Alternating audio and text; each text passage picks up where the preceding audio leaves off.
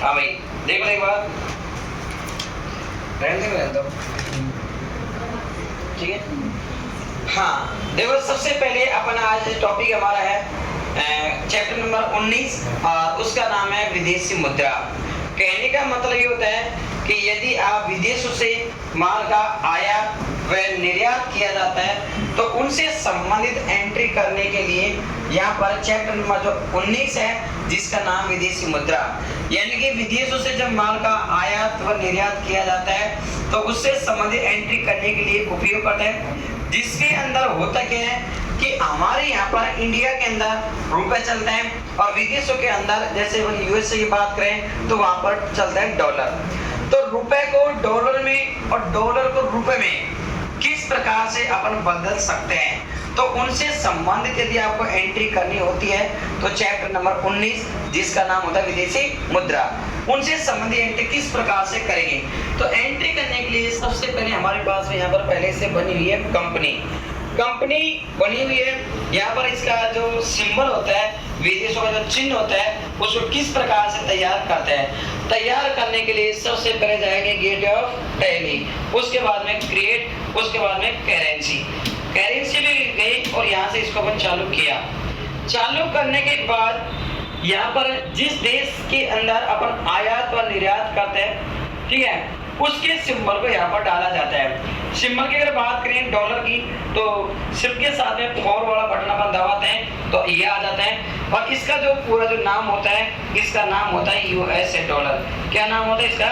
USA dollar. Enter डाला, जैसे हमारे यहाँ पर रुपए के बाद में पैसे होता है उसी के बाद यहाँ पर होता है कैंट। क्या होता है? कैंट। एंटर किया ये लो।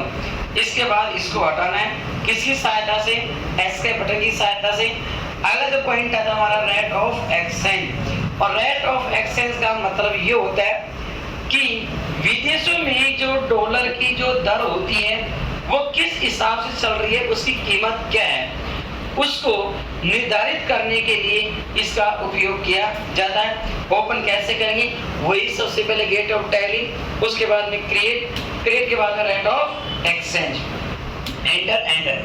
विदेश में जो डॉलर की जो कीमत है वो अपन यहाँ पर अंकित करते हैं। यहाँ पर इसके अंदर लिया, ठीक है, यहाँ पर इसके अंदर ये सेलिंग रेट है और ये अपने पास है इसकी जो रेट है वो हमारा परचेजिंग रेट है।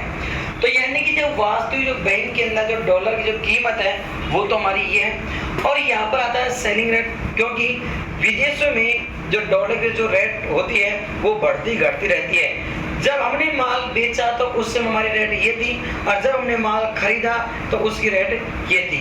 तो ये डॉलर की दर है।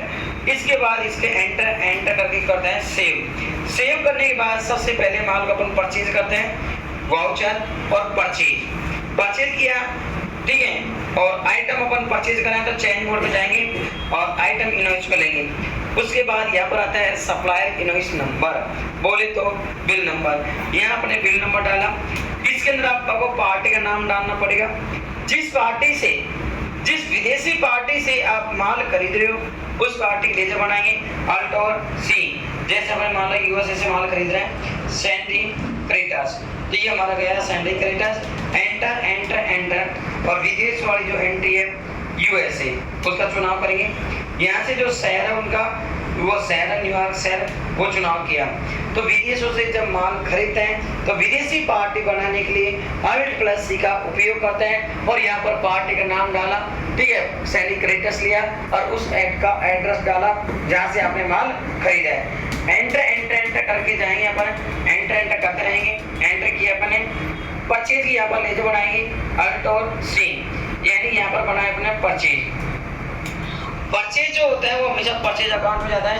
एंटर करके कर दिया सेव। उसके बाद आता है नेम ऑफ आइटम। विदेशों से जो माल खरीद रहे, जो वस्तु खरीद रहे उसकी बनाता है लेजर अल्ट और सी। यहाँ पर अपने मान लो विदेशों में टी शर्ट अपने खरीद लिया, टी शर्ट को काउंट किया 9 में, ठीक है, एंटर किया। अब विशेषकर बात ध्यान रखना एक तरीके की, कितनी क्वांटिटी खरीद रहे हैं वो तो अपन यहाँ पर डाल देंगे, लेकिन जब विदेशों से माल खरीदेंगे तो माल हमारा आएगा किसके अंदर? डॉलर के अंदर। तो शिफ्ट और 4 की सहायता से आपको यहाँ पर लगाना पड़ेगा डॉलर। जितने डॉलर में आप एक टी शर्ट खरीद रहे हो उसकी कीमत अपन यहाँ पर अंकित करेंगे। ठीक है, तो यहाँ पर जो खरीदते समय जो डॉलर की जो दर है वो दर हमको यहाँ पर दिखाई देती है। एंटर एंटर एंटर एंटर करके इसको करते हैं अपन सेव। उसके बाद माल खरीदने के बाद जब उसका भुगतान करते हैं तो भुगतान करने के लिए पेमेंट वाउचर का उपयोग किया है।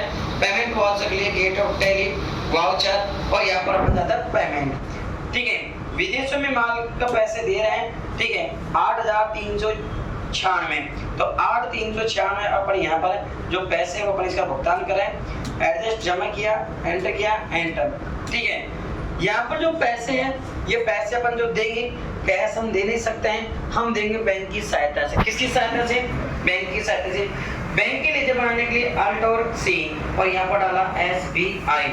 और बैंक हमेशा किस में जाता है? बैंक अकाउंट में। किस में जाता है? बैंक अकाउंट में।